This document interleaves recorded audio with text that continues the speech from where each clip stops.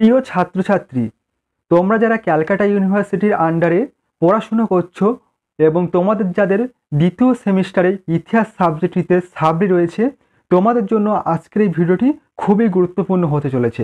কারণ তোমাদের সাবলি পরীক্ষার জন্য তোমাদের এই ইতিহাস সাবজেক্ট অর্থাৎ জি অথবা সিসি 2 পেপারের ওপর থেকে সম্পূর্ণ বাছাই করা কিছু গুরুত্বপূর্ণ 10 নম্বর এবং 5 নম্বরের প্রশ্নপত্র নিয়ে আলোচনা করব।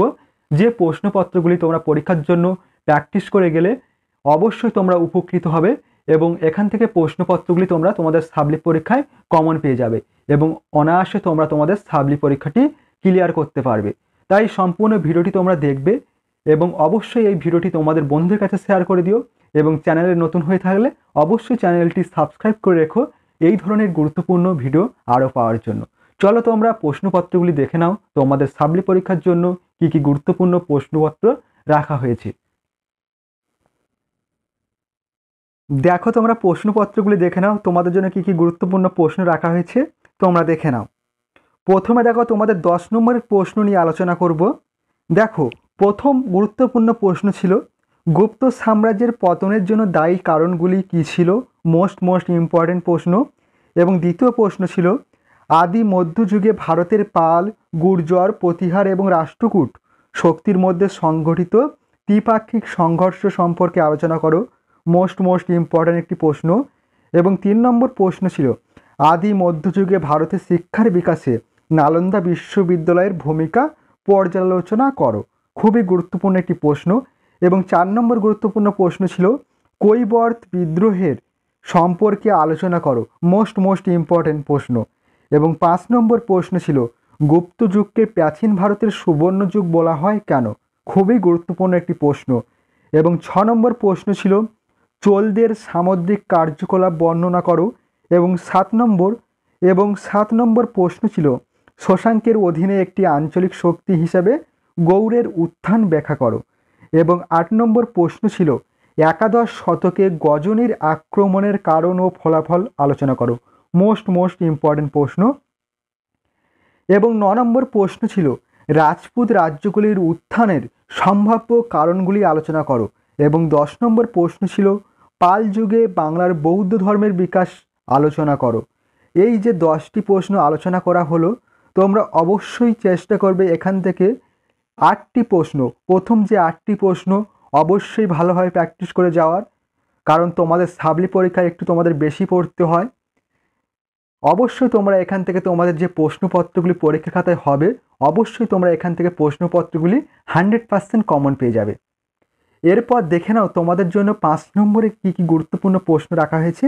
5 নম্বরের প্রশ্নগুলি দেখে নাও। দেখো প্রথম প্রশ্ন ছিল গুপ্ত যুগের বৈজ্ঞানিক কৃতিত্ব সম্পর্কে আলোচনা করো, মোস্ট ইম্পর্টেন্ট একটি প্রশ্ন।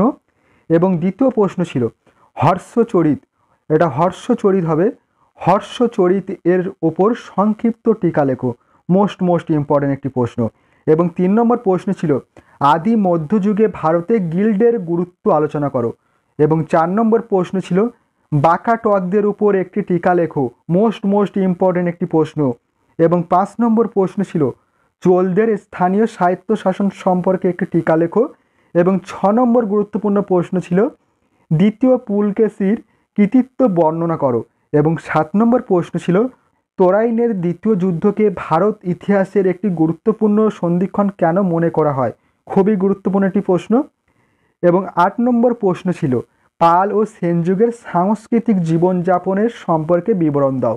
এই যে 8টি প্রশ্ন তোমাদের আলোচনা করলাম 5 নম্বরের, এই 8টি প্রশ্ন অবশ্যই তোমাদের ভালোভাবে প্র্যাকটিস করতে হবে তোমাদের সাবলি পরীক্ষার জন্য, তবেই কিন্তু তোমরা প্রশ্নপত্রগুলি কমন পাবে এবং তোমরা লিখতে পারবে।